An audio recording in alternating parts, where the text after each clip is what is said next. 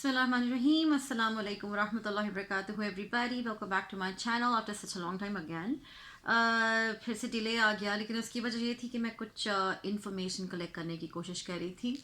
एक मुझे क्वेश्चन आया था कि नोवा स्कोशिया के बारे में कि एक और you can say immigration pathway introduce हो चुका है थ्रू द कैनेडियन गवर्नमेंट, और उसके बारे में कुछ डिटेल्स के बारे में किसी ने मुझसे क्वेश्चन किया था। और क्योंकि मैं नोवा स्कोशिया के ECE प्रोग्राम के बारे में उसके इमिग्रेशन पाथवे के बारे में मैं पहले भी एक वीडियो बना चुकी हूँ, तो उसी के नीचे मुझे कमेंट आया था कि जी there is a change of policy. उसके बारे में मैंने कहा कि मैं रिसर्च कर लूँ अपनी कंप्लीट, और मैं वही काम कर रही थी। तो I came across one of the colleges जो कि नोवा स्कोशिया में मौजूद है, और इसके दो कैंपसेस हैं, एक डार्टमाउथ कैंपस है और एक सिडनी कैंपस है इन नोवा स्कोशिया। तो उसके बारे में मैंने रिसर्च की है, और उसमें अर्ली चाइल्डहुड एजुकेशन प्रोग्राम बिल्कुल होता है। और मैंने कहा ये मैं मालूम कर लूँ कि ये क्या DLI लिस्ट पे मौजूद है या नहीं है, because I hope you remember कि जब भी हम ये बात करते हैं कि जी हमें इंटरनेशनली यानी एज एन इंटरनेशनल स्टूडेंट किसी भी कंट्री में जाना हो, स्पेशली हम कनाडा की इस वक्त बात कर रहे हैं, तो हमारा institute DLI designated learning institute की लिस्ट पे होना चाहिए, नंबर 1। नंबर 2, वो पोस्ट ग्रेजुएट वर्क परमिट देता हो। अगर वो DLI की लिस्ट पे है तो इसका मतलब है इट्स ऑथेंटिक, आप एज एन इंटरनेशनल स्टूडेंट वहाँ पे पढ़ सकते हैं। सेकंड कंडीशन ये होती है कि पोस्ट ग्रेजुएट वर्क परमिट वहाँ पे मिल रहा है या नहीं मिल रहा है ना। पोस्ट ग्रेजुएट वर्क परमिट की जो लेंथ होती है depends on your programme of study. अगर आपने 1 साल स्टडी किया हुआ है तो आपको यूजली 1 ईयर और 2 ईयर का कुछ मिलता है। It depends on the officer जो भी आपको दे रहा है, ठीक है। इसके अलावा अगर आपने 2 साल पढ़ा हुआ है तो डेफिनेटली आपको 3 साल मिल जाया करता है, बट ऑब्वियसली उसमें भी कुछ कंडीशंस होते हैं, और उन कंडीशंस में यह शामिल होता है कि आपका program of studies more than 50% on campus होना चाहिए। यानी अगर वो ऑनलाइन भी अगर है, लेट्स से ब्लेंडेड प्रोग्राम भी अगर है, तो it should not be more than 50%। अगर वो मोर देन 50% ऑनलाइन चला जाता है तो वो डिस्टेंस लर्निंग प्रोग्राम ही उसको कंसिडर किया जाता है। और फिर जो आपका जो वीज़ा ऑफिसर है जो आपको वर्क परमिट देने वाला है, वो जब आपका केस स्टडी करता है तो वो कोई प्रॉब्लम क्रिएट कर सकता है। ऑब्वियसली उसके हाथ में है कि वो क्या डिसाइड करता है। अगर मैं अपनी बात करूं तो अल्लाह अल्लाह करके मेरे जो मास्टर्स ऑफ एजुकेशन प्रोग्राम था उसमें ना चाहते हुए भी मुझे ऑनलाइन कोर्सेज लेने पड़े थे, और उसकी वजह ये थी कि वो ऑन कैंपस ऑफर ही नहीं हो रहे थे। जब वो ऑन कैंपस ऑफर ही नहीं हो रहे थे तो मेरे पास कोई ऑप्शन था नहीं other than taking it online. तो फिर मेरा बना था 60% ऑन कैंपस, और वो भी इस वजह से बना था क्योंकि मैंने इंटर्नशिप रूट के थ्रू किया था। अदरवाइज बहुत मुश्किल था कि मेरे प्रोग्राम ऑफ स्टडीज़ में मोर देन 50% मेरा ऑन कैंपस होता। उसकी वजह भी ये थी कि ज़्यादातर जो स्टूडेंट्स होते हैं मास्टर्स ऑफ एजुकेशन प्रोग्राम में वो वर्किंग टीचर्स होते हैं, और जब वो वर्किंग टीचर्स होते हैं तो उनको ये ज़्यादा सूट करता है कि वो सारे प्रोग्राम्स जो सारे कोर्सेज हैं वो ऑनलाइन ले लें at the comfort of their home, ठीक है। तो मैंने आपको ये अपना जो एक्सपीरियंस है वो भी मैं आपको बताती चाह रही हूँ, ताकि आपको ये आइडिया हो जाए कि ये रियलिटी है। कुछ लोग कहते हैं कि जी ये काउंट नहीं होता, लेकिन मैंने इसको कोशिश नहीं की। Obviously when I was a student तो आई ट्राइड माय बेस्ट कि मैं ऐसे कोर्सेज में इनरोल करूं जो कि ऑन कैंपस होते हों। याद रखिएगा, इस कोशिश में अक्सर आप वो कोर्सेज नहीं ले पाते जो आप वाकई लेना चाहते हैं, लेकिन क्योंकि वो ऑनलाइन ऑफर हो रहे होते हैं और आपको वो अब मोर देन 50% वाली कंडीशन मीट करनी होती है, तो sometimes you just have to let go of the courses you really want to take, and that's what happened to me, ठीक है। तो मेरा 60% ऑन कैंपस था, तो जिसकी वजह से मुझे पोस्ट ग्रेजुएट परमिट में डर नहीं था कि अल्लाह ना करे वो नहीं होगा। Now again coming back to this program of studies, मैं आपको शुरू में ही एक बात ज़रूर बता दूं कि ये ऑल्दो DLI लिस्ट पे मौजूद है नोवा स्कोशिया का ये कॉलेज जो कि है CBBC करियर कॉलेज, लेकिन पोस्ट ग्रेजुएट वर्क परमिट ये नहीं दे रहा ईसी ग्रेजुएट्स को। लेकिन इसके बारे में मैंने बहुत डिटेल में बात करी है इनके जो एडवाइज़र्स थे, एडमिशन एडवाइज़र्स, इनके डोमेस्टिक एडवाइज़र से भी मेरी फ़ोन कॉल पे बात हुई है, इसके अलावा मेरी इंटरनेशनल एडवाइज़र से भी फ़ोन कॉल पे बात हुई है। और उनसे बात करने के बाद मेरे जो क्वेश्चन थे कुछ मैंने वो क्लैरिफाई हुए हैं।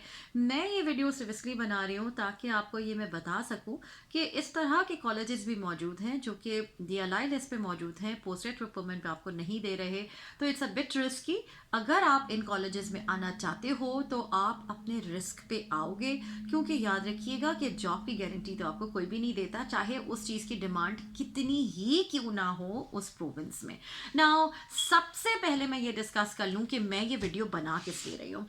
अगर हम नोवा स्कोशिया की बात करते हैं तो नोवा स्कोशिया ने एक और इमिग्रेशन पाथवे स्टार्ट किया है जिसको कहते हैं इंटरनेशनल ग्रेजुएट्स इन डिमांड।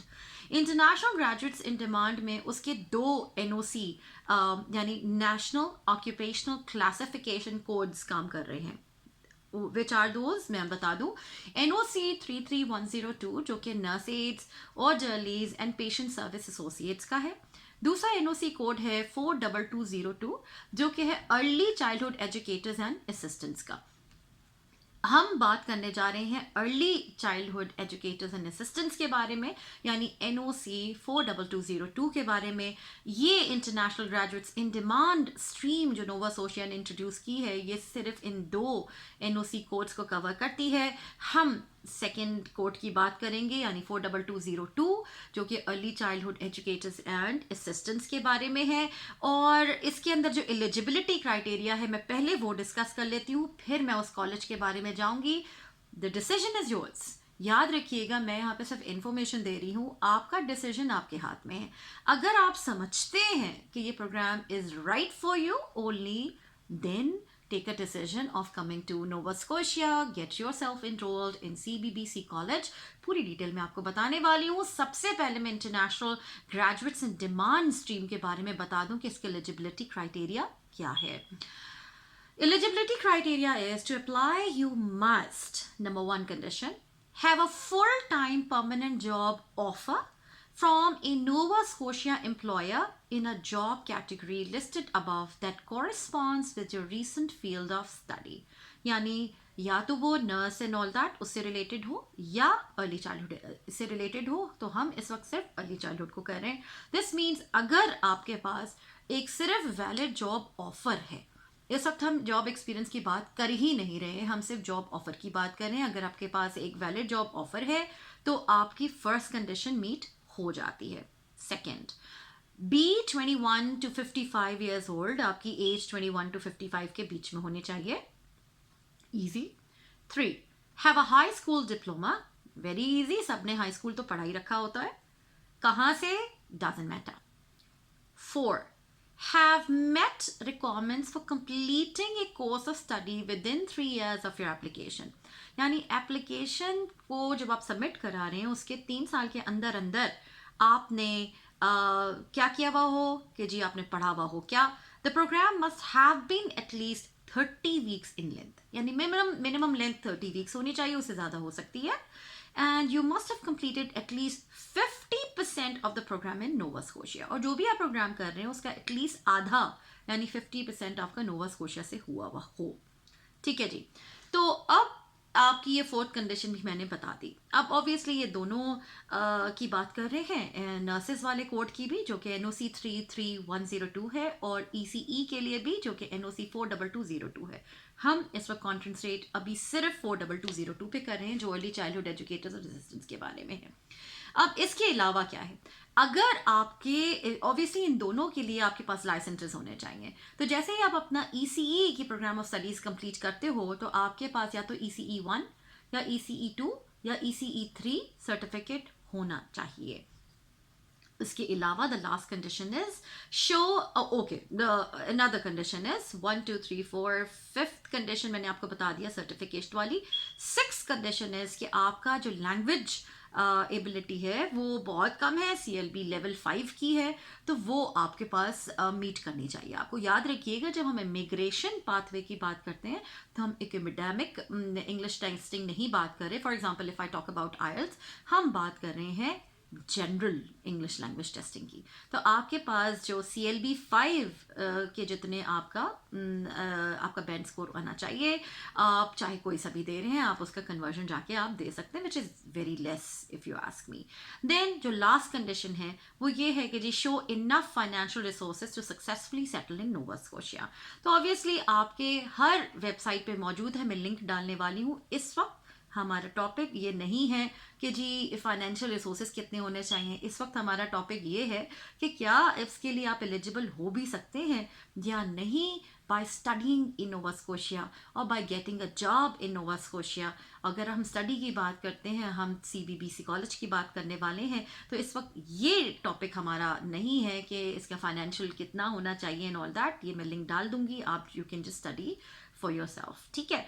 तो हमने ये कंडीशंस डिस्कस कर ली। सबसे जो मज़े की बात है इस इंटरनेशनल ग्रेजुएट स्ट्रीम में वो ये है कि आपकी एजुकेशन सिर्फ हाई स्कूल डिप्लोमा है, उसके बाद आपका CLB 5 है जो कि बहुत कम है। इसके अलावा सिर्फ आपको जॉब ऑफ़र चाहिए उस पर्टिकुलर प्रोविंस से, जो कि एक्सपीरियंस आपको नहीं चाहिए, तो सिर्फ जॉब ऑफ़र की बिना पर आप इसके लिए, इस स्ट्रीम के लिए एलिजिबल हो सकते हैं। तो यूर सिर्फ international graduates in demand stream कहलाती है, तो इसका मतलब है सिर्फ इंटरनेशनल ग्रेजुएट्स के लिए, ठीक है जी। हम अब बात करते हैं कि जी ये लिंक मैं आपको डालती चलूँ।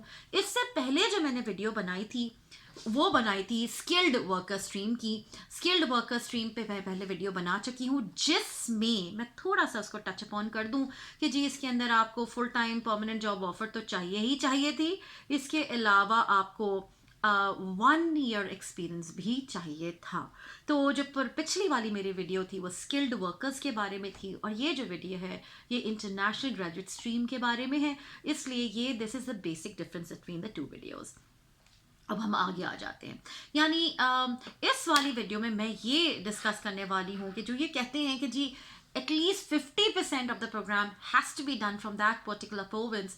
तो ये कैसे मुमकिन है? क्या कोई ऐसे कॉलेजेस हैं जो आपको ECE करवा रहे हैं? तो जी डेफिनेटली हैं, जो कि है CBBC कॉलेज, वो DLI पे भी मौजूद है, लेकिन द ओनली थिंग इज़ जी ये पोस्ट ग्रेजुएट वर्क परमिट नहीं दे रहा।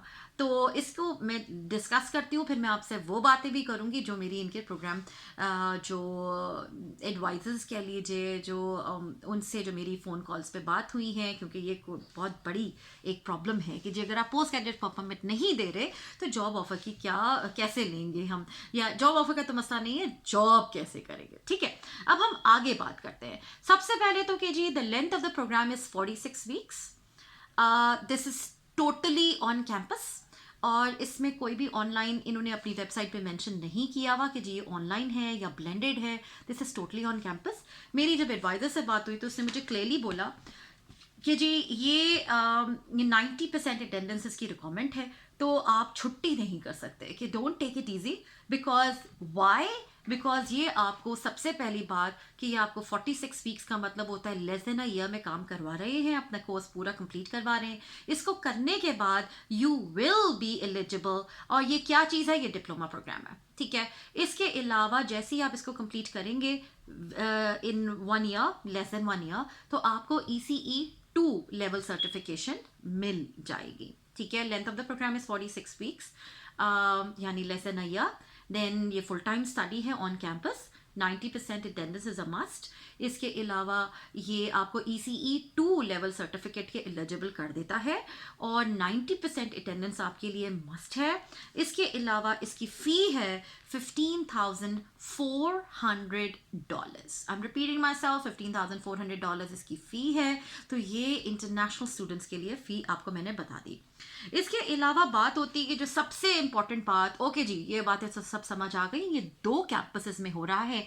एक डार्टमाउथ कैंपस है नोवा स्कोशिया में, एक सिडनी कैंपस है, और दोनों कैंपसेस में जो इसकी एडमिशन की डेट्स हैं जो एडमिशन डेट्स मतलब प्रोग्राम डेट्स जो मैं आपको बताऊंगी वो सितंबर 18 को स्टार्ट हो रहा है, अक्टूबर 10 को स्टार्ट हो रहा है, देन नवंबर 14 को स्टार्ट हो रहा है। तो ये उन लोगों के लिए बहुत ही अट्रैक्टिव होगा जो कि फ़ौरन इसी साल आना चाहते हैं, but there is a risk involve. मैं आपको बार बार ये बात बता रही हूँ, ठीक है। इसी तरह से सिडनी कैंपस के भी अपने इन्होंने डेडलाइंस बताए हुए हैं कि जी ये I am not gonna say deadlines, upcoming start dates, यानी ये प्रोग्राम स्टार्ट कब हो रहे हैं। तो इनके आप देख सकते हो इनटेक्स कितने ज़्यादा है। मेरी जब एडवाइज़र से बात हुई तो उसने मुझे बोला कि हमारे पास इनटेक्स हैं सितंबर, नवंबर, जनवरी एंड अप्रैल। हम 4 दफ़ा इनटेक्स लेते हैं स्टूडेंट्स की, और इसका मतलब है कि इसके अंदर काफ़ी ऑप्शंस हैं। अगर आपसे एक डेट मिस हो जाती है तो आप दूसरे डेट में ले सकते हो ना। हम आगे बात करते हैं कि चले ये बातें तो समझ आ गई। इसके अंदर एडमिशन क्राइटेरिया क्या है? Admission criteria again, Nova Scotia अगर ये बोलता है कि जी international graduates in demand stream है, तो obviously this is in demand. तो यहाँ पे आपको जॉब अपॉर्चुनिटीज़ बहुत मिलने वाली हैं। मैं जल्दी से ले चलती हूँ आपको इसकी प्रोग्राम आउटलाइन पे। पहले admission requirements. Admission requirements are very simple. It's similar to what we have already discussed so many times. जब भी हम ACE की बात करते हैं कि जी आपके पास हाई स्कूल डिप्लोमा होना चाहिए फ्रॉम एनी कंट्री, ठीक है। उसके अलावा और हाई स्कूल डिप्लोमा में भी उनने कोई परसेंटेज मेंशन नहीं की कि जी इतनी परसेंटेज आनी चाहिए, जैसा अक्सर लोग मेंशन करते हैं कि जी 60% होना चाहिए या वट एवर होना चाहिए, या इंग्लिश में इतने होने चाहिए। इसमें ऐसी कोई कंडीशन मौजूद नहीं है। एक नंबर 1 ये हो गया। नंबर 2 हम बात कर लेते हैं कि जी इंग्लिश रिक्वायरमेंट्स क्या हैं। इंग्लिश रिक्वायरमेंट्स अगेन मेरी डायरेक्टली उस बंदी से बात हुई, दोनों एडवाइजर्स आर फीमेल्स, तो I talk to both of the advisers, एक डोमेस्टिक और इंटरनेशनल, और उन दोनों ने मुझे ये बोला कि जी आपने अपनी एप्लीकेशन जब आप सबमिट कराते हो तो उसके बाद आपने एप्लीकेशन फ़ी है जो मैं सब लिंक्स डालने वाली हूँ, it's about I think it's 150 और समथिंग, मैं फिर भी आपको लिंक्स डाल दूंगी, ठीक है। द मेन स्टफ इज कि क्या है प्रोसीजर, क्या है। एप्लीकेशन जब आप सबमिट कराते हो उसके बाद वो आपको इंटरव्यू कॉल देते हैं। इंटरव्यू में वो आपको डिसाइड करेंगे कि जी आपका क्या कहानी है, और इंग्लिश लैंग्वेज रिक्वायरमेंट्स की ये कहानी है कि अगर आपने पिछले 3 साल या 2 साल की जो स्टडीज़ है वो इंग्लिश मीडियम ऑफ इंस्ट्रक्शन से की है तो आपको कोई भी लैंग्वेज टेस्ट देने की ज़रूरत नहीं है। लेकिन ये भी उससे बात हुई मेरी कि उन्होंने बोला कि जी कैंडिडेट टू कैंडिडेट हमारी इंग्लिश लैंग्वेज रिक्वायरमेंट्स डिफ़र भी करती हैं।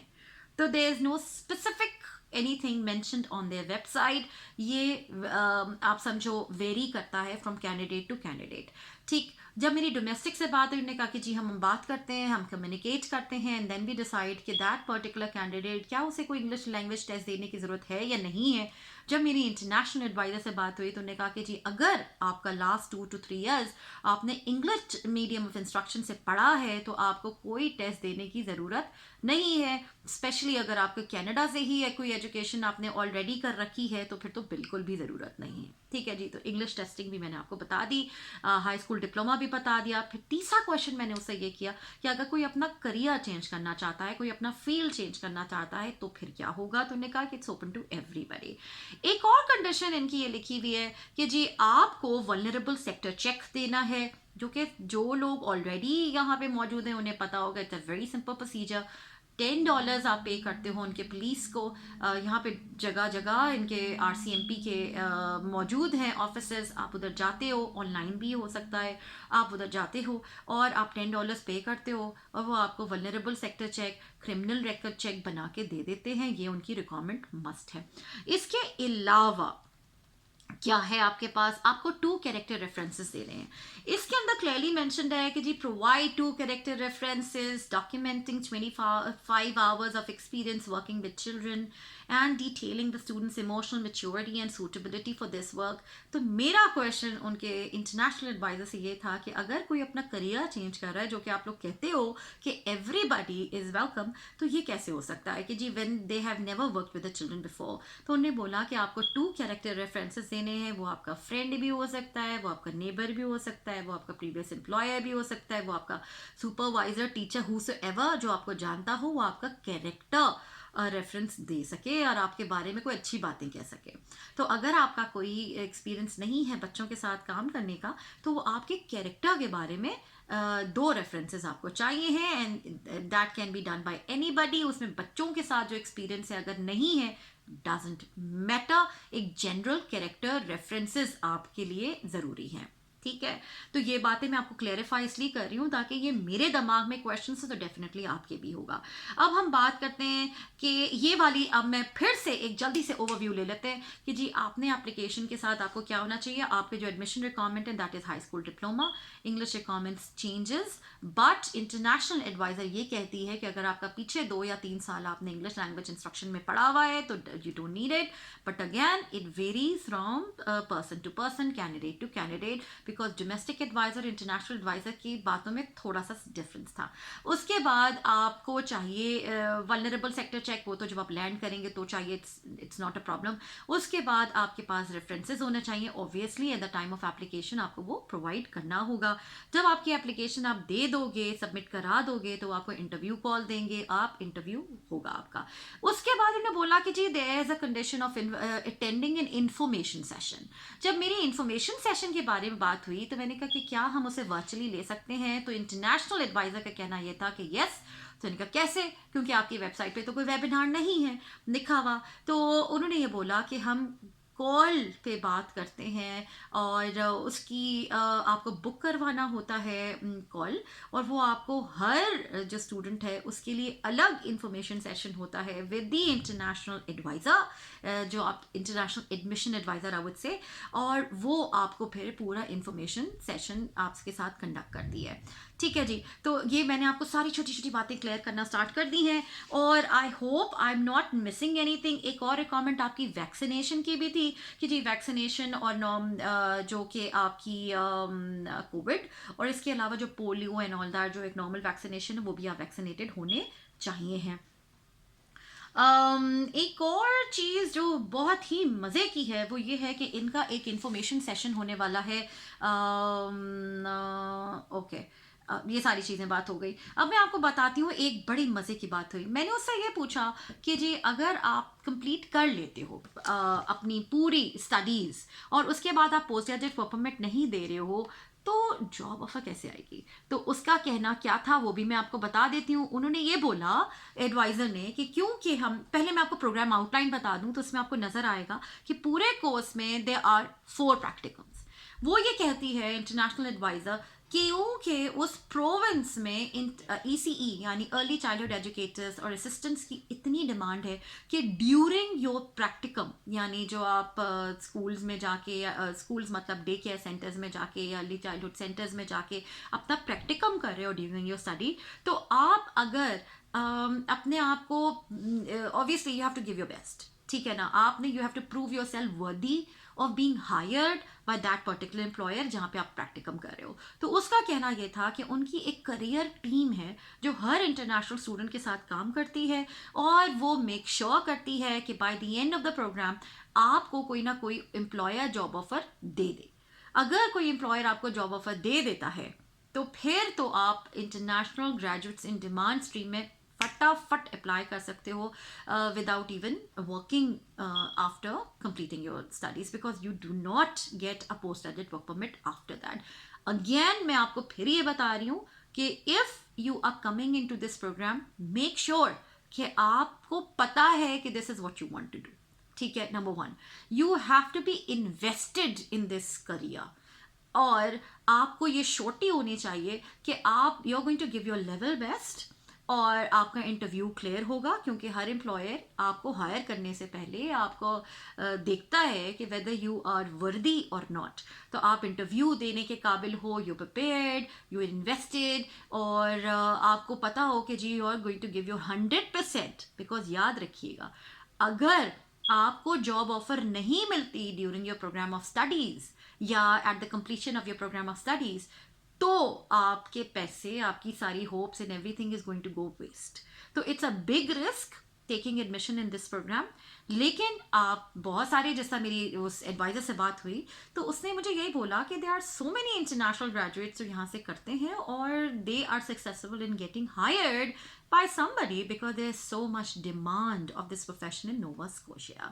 So ये मैंने कहा मैं आपको बता दूं. अब हम जल्दी से एक सरसरी सा जायजा ले लेते हैं कि ये कौन कौन से कोर्सेज करवा रहा है, ताकि आपको आइडिया हो जाए कि those of you who have already done your ECE program from any of the countries Canada के अलावा, तो क्या आपने ये कोर्सेज कर रखे हैं या नहीं कर रखे हैं. क्योंकि बहुत सारे ऐसे लोग पूछते भी हैं मुझे कि जी आप को कौन सा लेवल ऑफ सर्टिफिकेशन मिल सकता है if I have done ECE already from what ever country आप जहाँ पे रहते हो. ठीक है, ये कोर्सेज क्या करवा रहे हैं? Administration and management, career building and employment readiness, child development, child guidance 1, child guidance 2, computer skills and communication, diversity and inclusion 1, cultural and family influences, diversity and inclusion 2, the environment, emergent curriculum and pedagogical documentation, first aid and CPR. ना ये मैं highlight करना चाहूँगी कि मैंने बहुत सारे EC courses को स्टडी किया. वो पहले से आपको कह देते हैं कि जी आपके पास फर्स्ट एड एंड CPR कर आओ, तो वो आपको एट योर ओन कॉस्ट करना पड़ता है. इस प्रोग्राम की इंटरेस्टिंग बात ये है कि first aid and CPR is a part of the curriculum, तो आपको अलग से कोई पेमेंट नहीं करनी.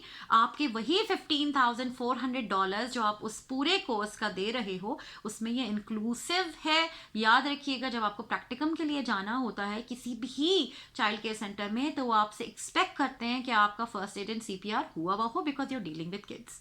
आप वल्नरेबल पॉपुलेशन को डील कर रहे हो. Foundations of ECE curriculum, learning through observation and assessment, occupational health and safety, play based learning 1, 2, 3, 4, 5, 6, यानी प्ले बेस्ड लर्निंग के 6 अलग अलग आप कोर्सेज करोगे. प्रैक्टिकम 1, 2, 3 एंड 4, यानी 4 प्रैक्टिकम्स हैं आपके.